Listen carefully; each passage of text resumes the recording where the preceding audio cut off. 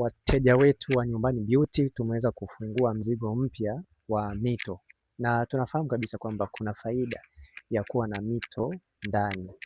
Kila mto mmoja ni shilingi 9,000 na huu mto unatakiwa uwe nao, kwa sababu kama unataka kupendezesha nyumba hakikisha uwe na mto kuanzia 2 mpaka 4, kwa sababu ina faida kati ya mwanamke akiwa anaishi na mwanaume.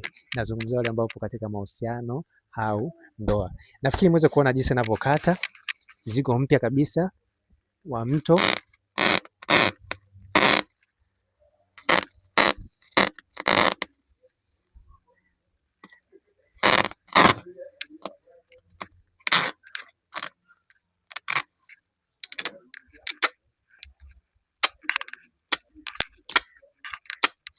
Unaona?